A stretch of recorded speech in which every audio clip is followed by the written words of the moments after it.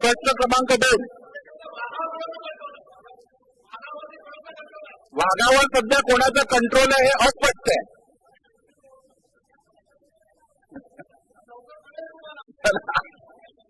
चला प्रश्न क्रमांक 2. प्रश्न क्रमांक 2. अध्यक्ष महाराज, प्रश्न क्रमांक 8412. अध्यक्ष महोदय, आपल्याप्रमाणे अध्यक्ष महाराज, आपण राजकीय नेत्यांना निवडणुकीला उभं राहण्यासाठी शिक्षण अनिवार्य केले आहे. पण एखादा इंजिनियर असेल, एखादा अधिकारी असेल, मुख्यमंत्र्यांना टोमणा नाही. आता वाघाचा विषय संपला. वाघाची शेळी झाली. सुधीर भाऊ बोला. आपण अध्यक्ष महाराज, वाघांबद्दल सर्वात जास्त माहिती त्यांना आहे. अध्यक्ष महाराज, आपण संविधानामध्ये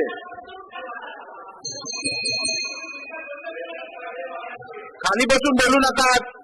आवाज साहेब खाली बसून बोलू नका. अध्यक्ष महाराज, संविधानामध्ये निवडणुकीला उभं राहणाऱ्या उमेदवाराला शिक्षण अनिवार्य केलं नाही. कारण त्यांनी काही एखादी चूक केली तर ती आपल्याला मान्य होईल.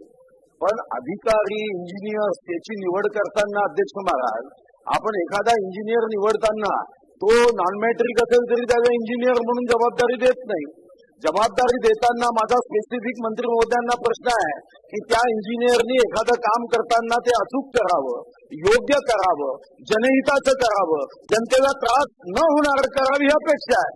अध्यक्ष महाराज, माझा मंत्री महोदयांना स्पेसिफिक प्रश्न आहे. आपण एखादी पूर संरक्षक भिंत बांधतो तेव्हा जनतेला पुराचा सामना करावा लागू नये यासाठी बांधतो. पण इथं अध्यक्ष महाराज 100 मीटरची भिंत बांधताना हा अहवाल तुमच्याच विभागाने तुम्हाला उत्तरासाठी दिलेला अहवाल आहे. माझे स्पेसिफिक प्रश्न आहे संजय भाऊ, आणि ज्यांचं नाव एस पासून सुरू होतं त्यांनी नो म्हणायचं नसतं, एस म्हणायचं असतं. आणि म्हणून माझा पहिला स्पेसिफिक प्रश्न की जो इंजिनियर बहुर्य आहे त्यांनी चूक केली त्याला तुम्ही निलंबित करणार आहात का? नंबर 2, याची मौका चौकशी करून त्याची सत्यस्थिती काय, त्या नाव्याची रुंदी किती आहे, त्या नाव्याच्या संदर्भामध्ये वस्तुस्थिती काय याची मोजणी भूमी अभिलेख करून करणार आहात का? आणि नंबर 3, त्या नाव्याचा नैसर्गिक जो प्रवाह आहे तो थांबणार नाही किंवा रुकावट होणार नाही यासाठी तो नागा योग्य पद्धतीने बांधणार आहात का? आणि हे बांधण्यासाठी महानगरपालिकेची एनओसी घेणार आहात का? अध्यक्ष महोदय, चंद्रपूर शहरामध्ये आकाशवाणी मार्गातील नाल्याला संरक्षण भिंतीच्या बांधकामाचं हे जे काम आहे अध्यक्ष महोदय, हे जिल्हा नियोजन समितीकडून मिळालेल्या निधीतून झालं होतं आणि त्याला प्रशासकीय मान्यता 5/7/2023 या ठिकाणी मिळाली होती. अंदाजपत्रकीय किंमत जवळपास 98.63 एवढी होती आणि काम सुरू करण्याचा दिनांक 15/9/2024 आणि काम पूर्ण या ठिकाणी 15/12/2024 जवळपास 127 मीटर बांधकाम पूर्ण झालेलं आहे आणि त्याच्यावर खर्च अध्यक्षमध्ये 82.92 झालेला आहे. सन्माननीय सुधीर भाऊंनी आता या ठिकाणी जो मुद्दा उपस्थित केला की या भिंतीचं चुकीच्या ठिकाणी बांधकाम झालेलं आहे आणि शाखा अभियंता किंवा ज्या इंजिनियरनी हे बांधकाम केलेलं आहे त्याबद्दल स्पेसिफिक प्रश्न या ठिकाणी विचारलेला आहे. अध्यक्ष महोदय, खरं तर हा प्रश्न मदत व पुनर्वसन विभाग किंवा आपत्ती विभागाच्या माध्यमातून यायला पाहिजे होतं, परंतु जलसंधारण विभागाने याचं काम केल्यामुळे खऱ्या अर्थानं हा प्रश्न माझ्या विभागाकडे आला. आकाशवाणी मार्गातील संरक्षण भिंतीचं बांधकाम अध्यक्ष महोदय, नाल्यालगत जी लोकवस्ती आहे, दरवेळेस पावसामुळे या लोकवस्तीमध्ये पाणी जात होतं आणि स्थानिक लोकप्रतिनिधींनी मागणी केल्यामुळे या पूर संरक्षण भिंतीचं काम जिल्हा नियोजन समितीमधून घेण्यात आलं होतं. अनेक वेळा त्या वस्तीला फटका बसलेला आहे आणि म्हणून सुधीर भाऊंनी जसं सांगितलं की हा नाला पूर्ण शहरातल्या मुख्य भागातून जातो, याचं संरक्षण हे रुंद किती आहे, जसं भूमी अभिलेख विभागाकडून याची सर्व चौकशी जिल्हाधिकाऱ्याच्या मार्फत करू उर्वरित बांधकाम सुद्धा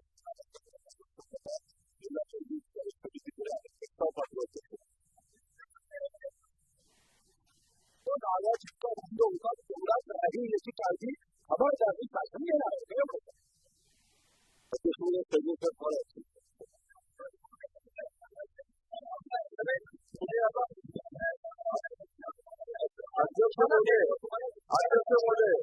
नैसर्गिक नाला आहे. अध्यक्ष महाराज, मला आज खरं या सभागृहामध्ये हा एक मंत्री महोदय आमचे मित्रही आहे. नैसर्गिक जो नाल्याची रुंदी आहे ती कायम असावी. सजेशन फॉर ऍक्शन काय? Action, only action, no reaction असं असलं पाहिजे. मंत्री महोदयांकडून अपेक्षित आहे की नैसर्गिक नाल्याची जेवढी रुंदी आहे तेवढी राहील ही शासनाने हमी दिली पाहिजे. ती आम्ही न देता सजेशन फॉर ऍक्शन म्हणजे काय? हे बीआरसी झालं. दादा कोणतेचं उत्तर आहे काय? हे बीआरसी उत्तर देऊ नका. नैसर्गिक राहील. मंत्री महोदय, हे आता सुचवणे आपल्याला माहिती दिली आहे त्यावरती आपण व्यवस्थित विचार करून उपाययोजना करा. ठीक आहे अध्यक्ष महोदय, सन्माननीय सदस्य, ज्येष्ठ सदस्य सुधीर भाऊंनी जो प्रश्न विचारला त्या प्रश्नाचा रोख आणि मग उत्तर द्या. अधिकाऱ्यांना जी संरक्षण भिंत बांधली त्या बाजूला श्रीमंतांची 2 घरं आहेत फक्त. जरा माहिती घ्या. हा विरोध त्यांनी जो प्रश्नाचा रोख होता की लोकवस्ती वाचवण्यासाठी जर असती तर कोणाचा विरोधच नसता. पण मुळात कुणाच्या तरी इच्छेसाठी, संरक्षणासाठी, बंगल्याच्या त्याची जागा वाचवण्यासाठी, त्याला लेआउट टाकून उद्या प्रचंड फायदा पोहोचवण्यासाठी या संरक्षण भिंतीची निर्मिती केली. त्याला प्रचंड विरोध होता. आणि म्हणून हे बांधणार, तुम्ही उत्तर देताय, हे बांधणारे, डिझाईन करणारे, ती जागा सिलेक्शन करणारे, संरक्षण किती बांधली? 98. नाला खूप मोठा आहे, शहर मोठा आहे आणि बांधली एवढीशी त्या जागेपुरतीच.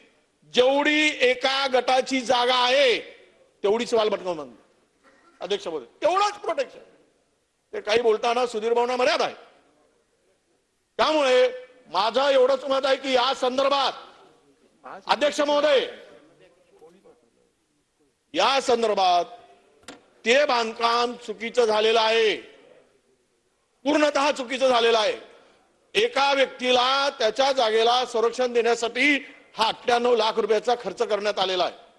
म्हणून आमचा प्रश्न असा आहे की तो नाला तर अरुंद झालाच त्याच्या बांधकामामुळे, भर टाकून तो नाला बांधलाय, नाल्यातली जागा त्यामध्ये घेतली आहे. म्हणून सुधीर भाऊंनी जो प्रश्न विचारला की नाल्याची जेवढी विड्थ आहे तेवढी शिल्लक राहील का, त्याचं उत्तर तुम्ही दिलं नाही. प्रश्न स्पेसिफिक अध्यक्ष महोदय, या ठिकाणी हे बांधकाम करताना लोकवस्ती वाचवण्यासाठी नाही तर एका विशिष्ट व्यक्तीच्या जागेचं प्रोटेक्शन करण्यासाठी दिलेलं आहे. म्हणून हे बांधकाम करणाऱ्या जे दोषी आहेत, चुकीचं बांधकाम, चुकीची साईट आणि फुकटचा खर्च करणाऱ्यावर कारवाई करणार आहात का, हा खरा प्रश्न आहे. अध्यक्ष महाराज, सन्माननीय सदस्य वडेट्टीवार साहेबांनी आता सांगितलं की चुकीच्या ठिकाणी बांधलेली आहे, असं नाही आहे. गुगल मॅपचं या ठिकाणी लोकेशन अध्यक्ष महोदय माझ्याजवळ आहे आणि ज्या भागाला ही पूर संरक्षण भिंत बांधलेली आहे त्या भागाला वस्ती आहे, खुल्या जागेवर सुद्धा मैदान आहे, पण त्याच्यात थोडासा लगत वस्ती आहे. अध्यक्ष महोदय, या ठिकाणी जिल्हा नियोजन समितीकडून जसं याला पैसा मंजूर झाला होता, निधी मंजूर झाला होता, अजून 3 कामांना पूर संरक्षण भिंती बांधण्यासाठी जिल्हा नियोजन समितीकडून काम मंजूर आहे. सन्माननीय सुधीर भाऊंनी जसं सांगितलं की नैसर्गिक हा जो नाला आहे त्याची रुंदी